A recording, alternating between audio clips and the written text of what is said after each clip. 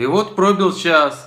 Пришло время показать, что же произошло в Брюсселе, что же произошло в Европарламенте. Множество блогеров, а также журналистов объяснили все, доходчиво объяснили, так, как требуют мозги украинского электората, о том, что это все российская провокация. Один человек, который 5 лет проживает в Евросоюзе, в России не бывая и никоим образом к России отношения не имея, второй человек гражданин Евросоюза. Но если надо объяснить, когда сам сел в лужу, объясни российской пропагандой. Да и все. Сейчас я предлагаю вашему вниманию одно видео. В рамках кампании по дискредитации Украины перед референдумом в Нидерландах группа пропагандистов пыталась совершить провокацию прямо в здании Европарламента. Гражданин Германии польского происхождения Томаш Матейчук, который известен тесными связями со скандальным журналистом Анатолием Шарием, прошел в помещение по аккредитации, а затем попытался проникнуть в зал, где готовилась фотовыставка в рамках Украинской недели. На выставке должны демонстрироваться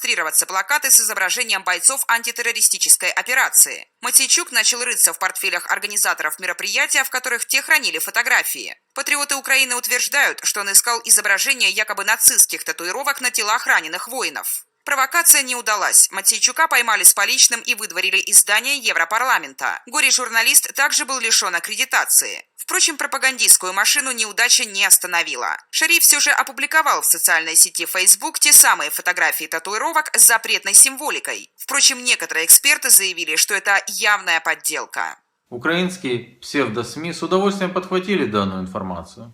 Охрана Европарламента сорвала антиукраинскую провокацию. Вот, как видите. Подрисовал Шари свастику и стародавние руны ФБ. К татуажам на телах бойцов АТО Шари пририсовал. В фотошопе, по всей видимости. Ну а теперь я в очередной раз покажу, насколько то, что сообщалось в украинских средствах массовой информации, а также украинскими блогерами и журналистами, людьми, которые называют себя журналистами, соответствует действительности. Итак, мы переносимся в тот прекрасный день, когда в очередной раз это государство село в глубокую грязную лужу. И вот он, Владимир Васянович из Житомира, украинский герой-нацист.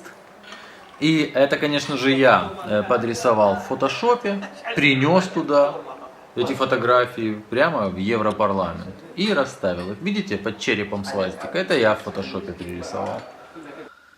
И это все типичный фотошоп, конечно же. Вам украинские журналисты уже все объяснили. Польский журналист Томаш Матейчук вызвал охрану Европарламента, потому что ненормально, когда фотографии с нацистами вообще в здании Европарламента. И охрана убрала эти фотографии в подсобку. После этого начали ожидать одного из организаторов выставки, журналистку, тоже журналистку, 1+1 Витвицкую.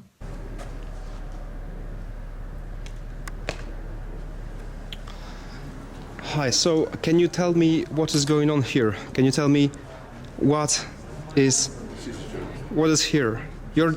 She's the organizer. So could you please tell me what is here? Who is this man?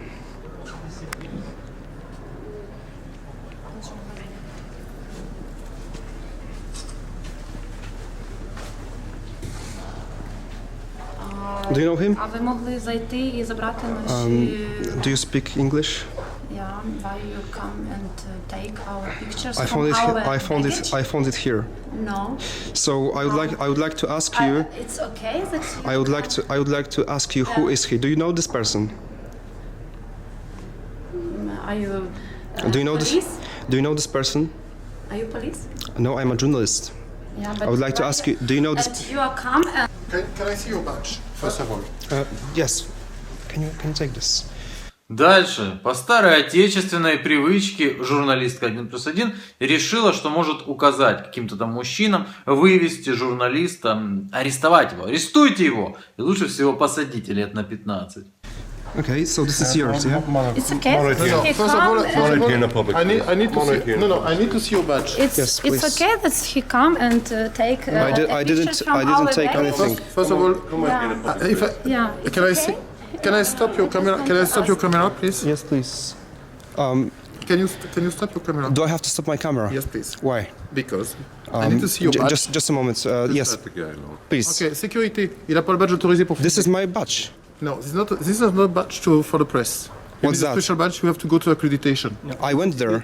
You switch the camera, please. Абсолютно неизвестно, откуда взявшийся человек начал выключать камеру и дал приказ охранникам убрать журналиста из зала. Однако на место скоро приехала директор пресс-отдела Европарламента Майори Вандербрук. Журналист рассказал о фотографиях нациста на выставке. Вандербрук решила пойти к журналистке ТСН и узнать, что происходит. Она была шокирована фотографиями и попыткой Витвицкой защитить нациста от обвинений. Чиновник Европарламента была в шоке. В итоге фотография была убрана из зала и не появилась на выставке никогда. Далее видео, это уже после того, вам же сообщили украинские журналисты, блогеры и средства массовой информации о том, что журналиста выставили из здания Европарламента. Вот это вот он уже выставленный из здания Европарламента, вернулся назад и начал интересоваться, как это вообще, нормально нацистов приносить в здание. Ну, а общение с ним вы увидите дальше. I u меня были раньше проблемы с нацистами, с Айдара, ССД, Левангер. И сейчас я вижу этих... И сейчас... Да, я только... Во-вторых, я наполовину еврей, и, как вы понимаете, как еврей я не мог бы снимать нацистов, он не нацист. Ну, просто я хочу сказать, что мне печально, что вы даже не захотели пообщаться. Я... Знаете, Это троллинг русской Да? пропаганды. Я... Человек троллит русскую пропаганду. Кто? Я? Нет. Или этот человек? Зачем вы меня снимаете сейчас? Это троллинг русской Да? пропаганды. Это троллинг русской Да? пропаганды. еврей я не мог бы снимать нацистов, он не нацист. Это троллинг русской Да? пропаганды. Еврей я не мог бы снимать нацистов, он не нацист. Это Еврей я не троллинг мог Да? бы снимать нацистов, он не нацист. Это троллинг русской Да? пропаганды. Еврей я не мог бы снимать нацистов, он не нацист. Это троллинг русской Да? пропаганды. И вот уже выставленный из Европарламента журналист Томаш Мацейчик, выставленный с позором из Европарламента, опять волшебным образом в парламенте берет комментарий у польского евродепутата. Польский евродепутат Марек Сивец. Совершила ли украинская делегация ошибку, приезжая в Европарламент с такого рода фотографиями? Думаю, что надо иметь такую натуральную интуицию, чтобы уметь отделить от себя вещи великие от отбросов. Для меня человек, который делает себе фашистские татуировки, это отброс. Независимо от того, каким образом он сюда попал, мы должны относиться к нему как к отбросу. Если во время революции, потому что на Украине происходит какая-то революция вместе с войной, так бывает. Если во время революции есть такие случаи, тогда можно сказать, что это хорошо, что этот случай замечен, что мы осознали, мы участники и поклонники этой революции, что к великим делам иногда присоединяются люди, не заслуживающие участия в этих великих делах. Czasami do wielkich spraw przylepiają się ludzie, którzy na to nie zasługują. После этого выставлены из Европарламента, вы же верите украинским СМИ, выставили из Европарламента и аккредитацию забрали, с позором выставили. Кстати, в украинских СМИ написано немецкий журналист польского происхождения. Он польский журналист польского происхождения. В общем, выставленный из Европарламента польский журналист берет комментарий у одного важного итальянца. Меня зовут Лоренцо Консули, я бывший президент Международной ассоциации прессы в Брюсселе, сейчас я работаю для итальянского новостного агентства Aska News. Member of the bureau of API, and I work for an Italian news agency called Aska News. Скажите, пожалуйста, где мы сейчас находимся и что происходит?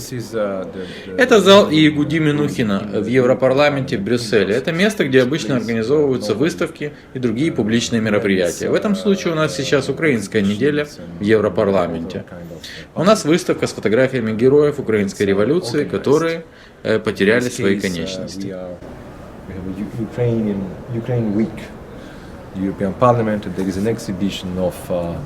Heroes of the Ukrainian Revolution. I mean, there are people that have lost their limbs normally. Мне позвонили, потому что мне всегда звонят, когда есть какие-нибудь проблемы с журналистами. Мне позвонили, потому что была какая-то проблема, связана с вами. Кто-то хотел вам не позволить фотографировать выставку и хотел проверить ваши фотографии. Я сразу же позвонил людям в Европарламенте, которые занимаются представлением прессы, чтобы убедиться, что проблема будет решена в согласии с правилами. So I immediately called people in the parliament that deals with the press to be sure that this thing was dealt with according to the rules. Because this is a place where Потому что это место, в котором абсолютно можно фотографировать. Это не запрещено, чтобы фотографировать в таких публичных местах, как это место в Европарламенте. And so apparently what I understood Как я понял, after, после того, как я пообщался с людьми и проверил некоторые вещи, все фотографии, которые находятся прямо сейчас на выставке, это не все фотографии с этой выставки, это только ее часть. Они были выбраны. Среди фотографий, которые не выбрали, есть одна проблематичная фотография. among the pictures that are 3 not фотографии, chosen, которые показывают there is одного also one человека, который был particularly признан problematic нацистом. picture because У него it нацистская belongs, татуировка на теле. I know that there's at least one that belongs to one person that is known as recognized as a Nazi, and he has a Nazi tattoo on his body. But this Но эта picture фотография не is здесь. not Вот, among the это он. This is the guy. Мы его Yes, не this увидим. is the guy. This is the guy. Они знали, You won't что see он him, нацист, unfortunately. но они все-таки решили прийти с его фотографиями в Европарламент. Я сфотографировал их фотографии, So they и тогда knew началась проблема. Думаете ли вы, что такого рода They knew фотографии that he должны is a появляться Nazi, but в still they Европарламенте? decided to come with his pictures to the European Parliament. I took pictures of their pictures, and the problem started because of that. Do you think that that kind of pictures should be shown in the European Parliament? Вообще-то я не понимаю, почему фотография нациста появилась среди фотографий героев Украинской революции. Я знаю, что была проблема с нацистами среди тех людей, которые там воевали. Это позор, что нацисты считаются нормальными людьми, которые могут там быть. Там не должно быть нацистов, но все-таки окончательное решение такое, что этих фотографий на выставке не будет.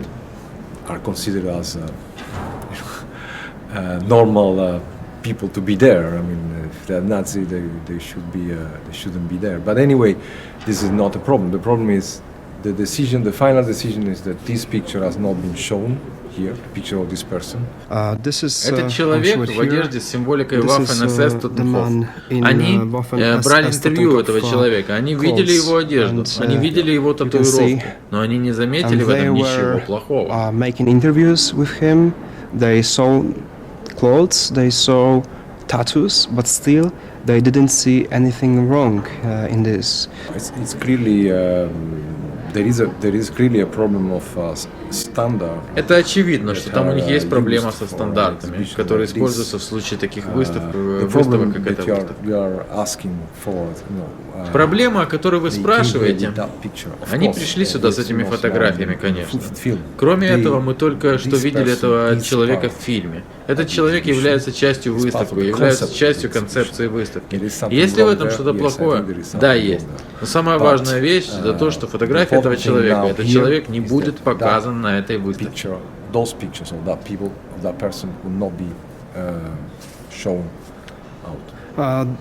Директор отдела прессы Европарламента Манджори Ванденбрук видела фотографии, пришла сюда, общалась с организаторами выставки. Слышали ли вы, что они сказали? Что организаторы сказали администрации Европарламента? Did you hear? What did they say? What organizers told the European Parliament administration? One of the organizers was saying that the guy was not a Nazi. Организаторы говорили, что этот человек не является нацистом, но Марджори ответила, что, судя по фоткам, все ясно, что он нацист. Марджори была здесь, чтобы убедиться, что вы, как журналист, не нарушаете никаких правил, и что никто не нарушает ваших прав.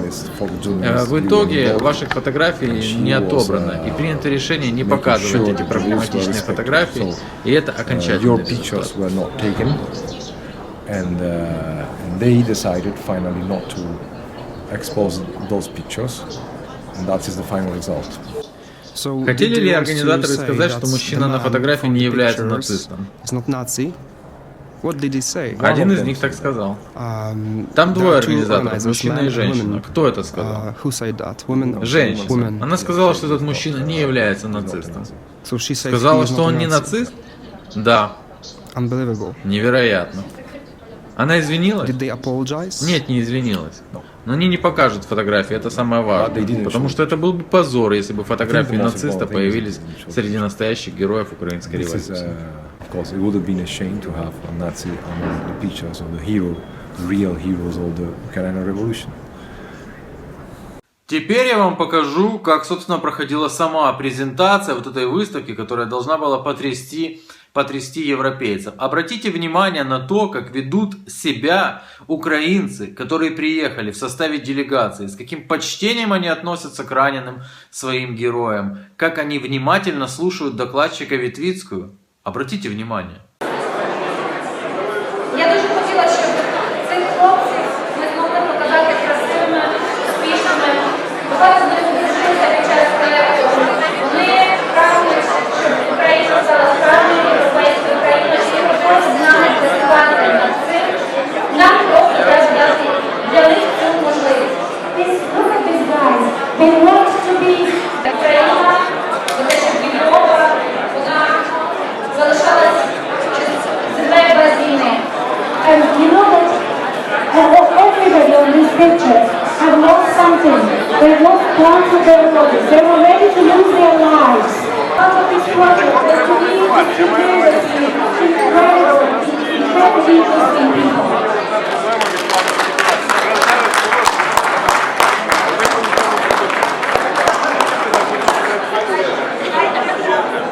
К слову, снимал это тот же самый выставленный с позором из Европарламента журналист. Я думаю, что все равно вот для электората найдется какое-либо объяснение. Им скажут, что это все видеошоп какой-то, что это все снято на Мосфильме, что это все однозначно российская пропаганда. Хотя где здесь Россия, я не вижу абсолютно. Быдло увидит свое, нормальные люди увидят свое. Грязь не должна понимать что-либо, грязи расскажут, что она видит, что она грязь видит. И она не поверит своим глазам, она поверит тому, что ей расскажут. А я прощаюсь с вами, до следующих встреч. И я думаю, что мы еще не раз нанесем сокрушительные удары по лжи украинских псевдо-СМИ.